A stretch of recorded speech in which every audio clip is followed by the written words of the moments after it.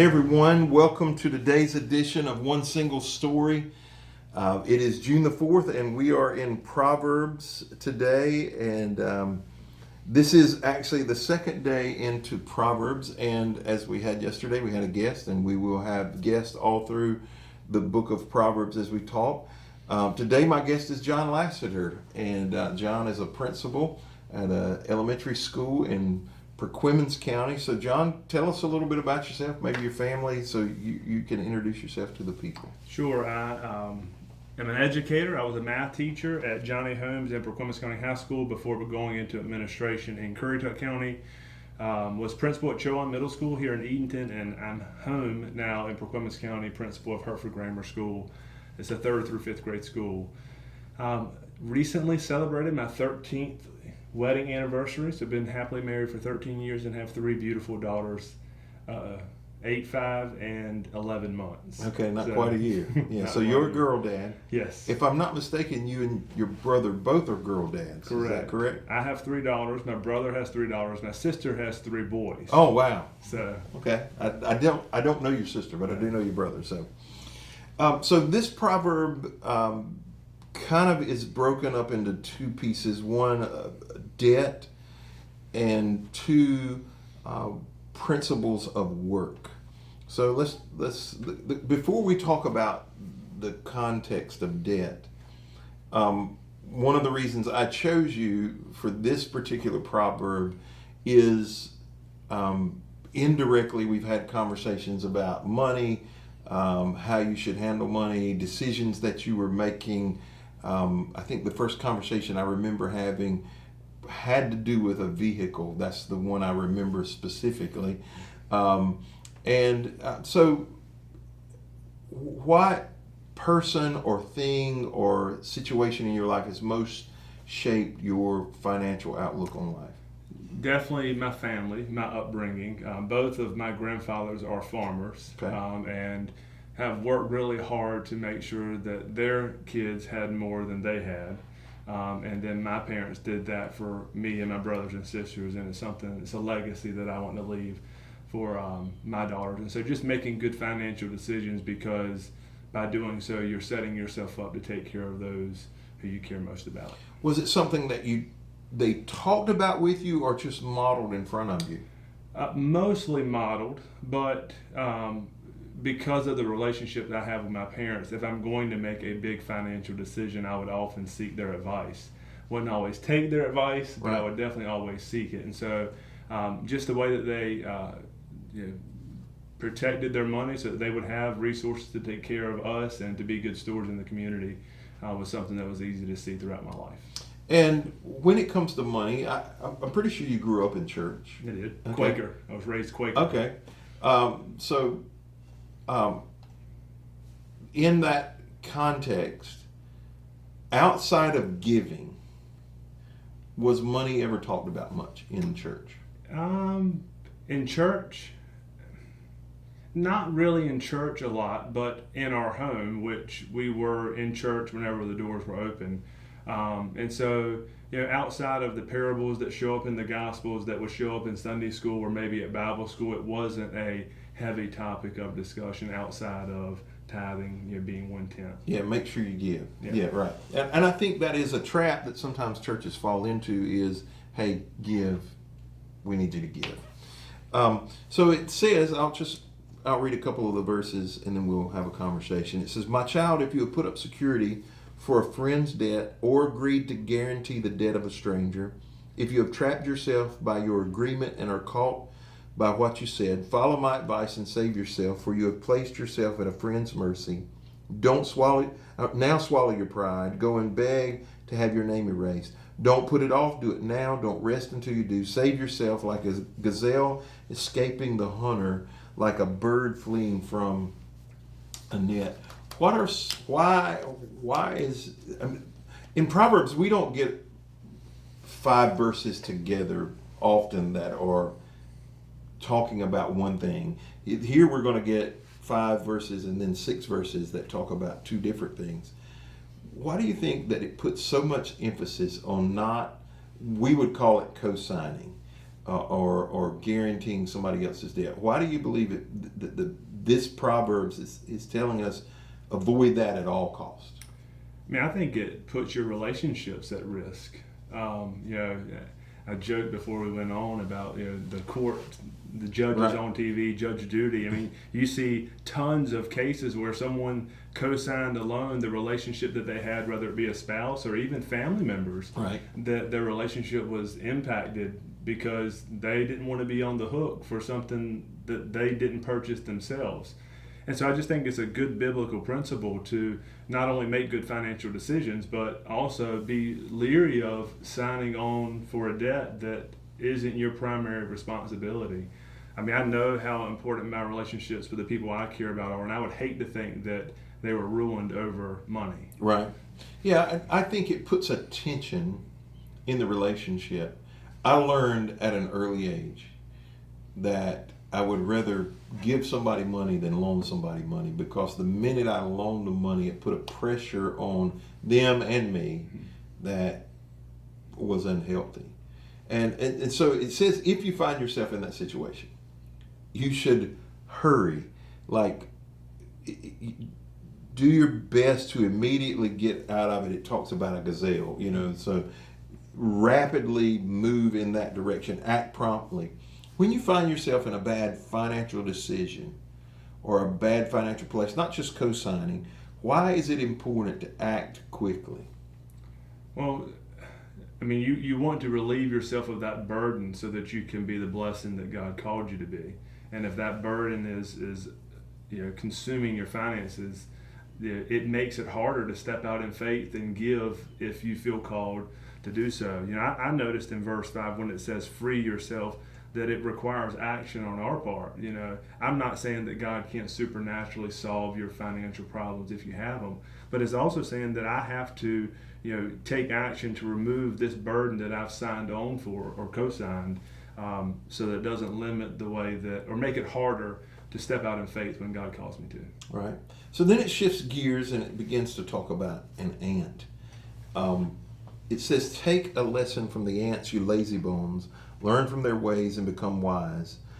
Though they have no prince or governor or ruler to make them work, they labor hard all summer, gathering food for winter. But you lazy bones, how long will you sleep? When will you wake up? A little extra sleep, a little more slumber, a little folding of the hands to rest. Then poverty will pounce on you like a bandit. Scarcity will attack you like an armed robber. So let's go back to verse 6. It says, take a lesson from the ants, learn from their ways and become wise. Can you think of a time where in nature you saw something and it taught you a lesson, just from the creation of God, not from a book or a sermon or a classroom? Yes, maybe not one that you would expect, but it was triggered from a Christian song, and I don't remember the name of the song, but just knowing the laws that God has in place that govern the earth. I remember standing on the beach one day and just remembering that the ocean stops here, right? And that the person who wants a personal relationship with me, that sent his son to die for me, has the power to tell the ocean to stop, but wants to be in such a relationship with me that it's a personal relationship. And so, just a lesson from nature of that there's limits to everything, that there's boundaries, that there's laws in place that tell something as vast as the ocean that this is where you stop. Right. I think that is one of the things that, Scripture tells us that we can see God in everything if we choose to. There are lessons to learn in those places. Here it says, take a lesson from the ants. Obviously, they've learned an enormous amount. And even, as I was just reading that, there is some children's cartoon or movie, and I don't even remember. A Bug's Life. Is that what it is? Where they're learning from bugs. Okay, so it's a Bug's Life. Okay. They got it right in Disney World. Ah. Yeah. Okay. I don't know if I was just at Disney World, It's but an I don't Animal remember. Kingdom. Emily's scared of this ride, so I'm familiar with it. Is it a ride It's or in the big tree. Oh, in the so middle. it's just a show. It's a show that comes on. Yeah, that's the one where it sprays you in the face and stuff. Yeah, I remember. Okay. So it says verse 7 and 8, though they have no prince or governor or ruler to make them work, they labor hard all summer gathering food for winter. Now, I'm assuming when this was written, they wouldn't have known hierarchy in ants, particularly, and they do have a particular hierarchy. But how important in work, finances, career, how important is self-motivation? No, it's extremely important. And I really don't think it matters what career you go into, whether it's education like me or whether it's, a skill position where you're working with your hands. It's how you build your reputation. And I think sometimes for me, especially early in my career, I cared more about protecting my reputation than I did building my reputation. And I think that's a lesson to learn from the ant. He's not going around defending himself. He's just doing the right thing because it's the right thing. He's being productive. And over time, that productivity and that intentionality of doing right because it's right or doing what's needed because it's needed, it doesn't matter if you're a custodian, the principal, a teacher, or superintendent. If you're doing what's right because it's right, people are going to notice. So what's the difference between protecting your reputation and building your reputation? I think if you're building your reputation, you're naturally protecting it. But I think if you're protecting it, you aren't necessarily building it. You're maybe more on defense than you are on offense. When you're building your reputation, you're doing, in my line of work, I would say I'm doing what's right for kids. That's my primary goal. Keep kids safe, give them an environment to learn, find good teachers who are going to invest in relationships with them. If that's what I'm doing, then my reputation will take care of itself. If I'm going around trying to correct the story if somebody's said something dishonest about me or been untruthful, then I'm playing defense. I'm not modeling what's right. Yeah, I personally, I'm not saying this is a good thing. I'm just speaking personally.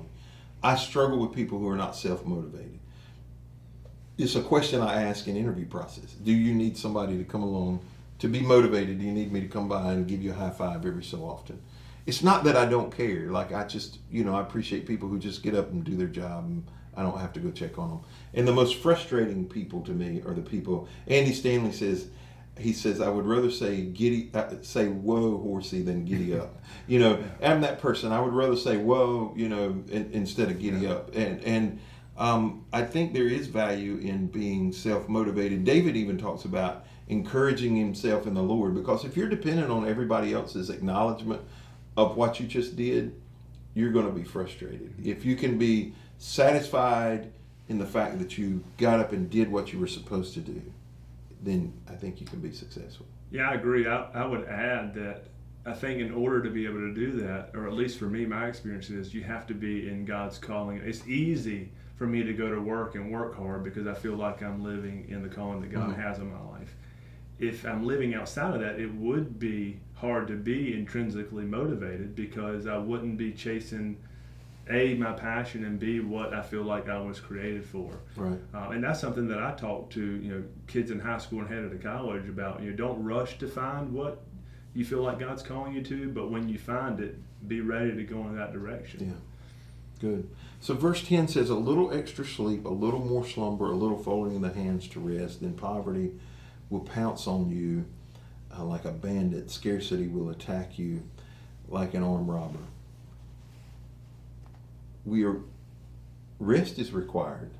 Slumber is not. How would you define the difference between the two? I rest now. I slumbered in college.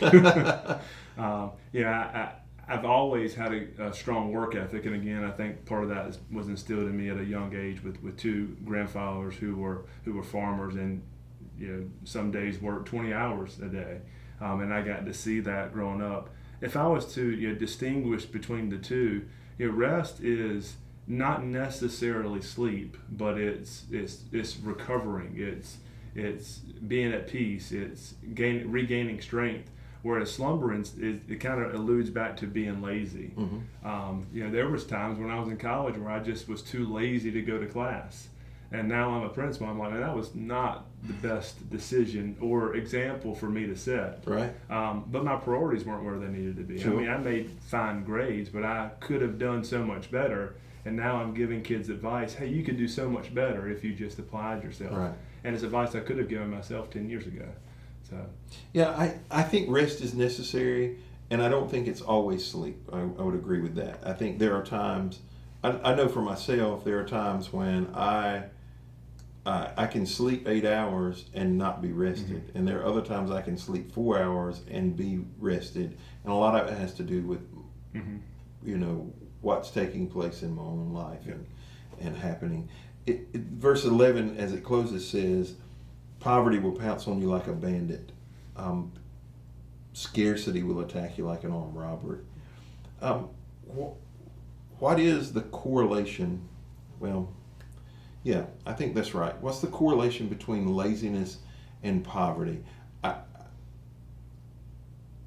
think we always think the two go together. I don't believe that's true. So can you tell me how you see the two? That's a dangerous road to go down. But I get the benefit of serving 8 to 11-year-olds who some live in poverty and have done nothing to end up in the situation that they're in. I do think that they, like I did growing up, watch their parents and take lessons from their parents, right? And so I think one of the best ways to fight poverty is an education, which is why I'm so passionate about the work that I'm doing. It's tough though, because I don't think personally that it's a solution that can be legislated. I don't think that it's a solution that can be fixed overnight. I think it's something that has to be addressed as kids get older and give them opportunities to exit generational poverty if that's a situation or a cycle that they're trapped in. And I've seen it happen, and I think that it's not one person's doing, but I think it takes a village. It takes the right teachers, it takes the right support system, it takes the right faith-based communities, whether they're members of a specific church or not, or whether they just benefit from the giving and generosity of a church. I think it takes a lot to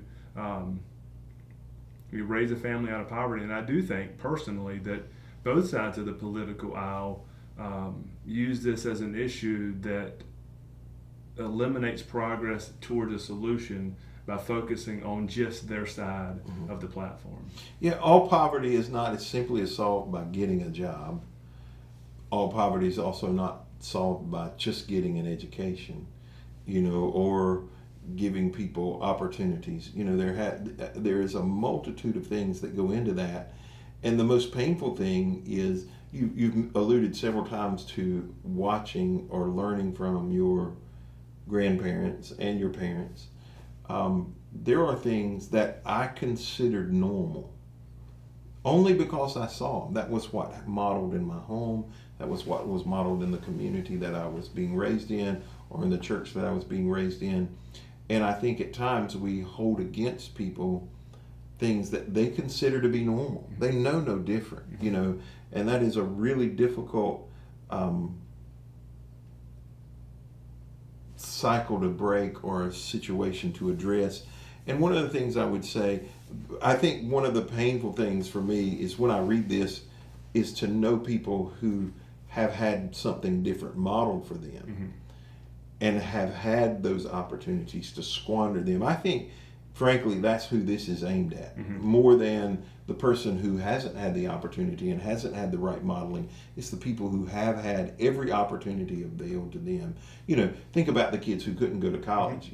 I suspect in your mind, like, I had an opportunity and I was, you didn't squander it because you're in a doctoral program now. So, but you could have done better. But there are other people who don't even have that opportunity. I think that's who he's speaking to, is those of you who've been given the privilege and the understanding, and you're wasting it away by doing nothing, is a really dangerous thing. Well, and how do we go help bring people to that opportunity, right? And I say that on purpose, bring them to that opportunity, because ultimately what I want for my life might not be what they want for their life. And I think that that's sometimes a trap, is that we convince ourselves that our way of life is correct, and we want others to experience that, when that might not be what they want. They might not want to go to college, and they might not want to be in a doctoral program, right, but they can still exit poverty given an opportunity to do so. I would agree with that. Good.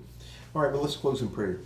Dear Heavenly Father, thank you for the examples that you place in our life, people who are wise and godly, and give us examples on how to have a good work ethic and how to manage our finances properly. I pray, God, that you would instill in us the wisdom, the desire, the discipline to want to manage the resources that you have given us to the best of our ability, and to want to use the talents and abilities that we have been given to increase that and to bless others with that. And may we be aware of the need to be diligent in our work, to be self-motivated, and to manage our money to the best of our ability, in Jesus' name.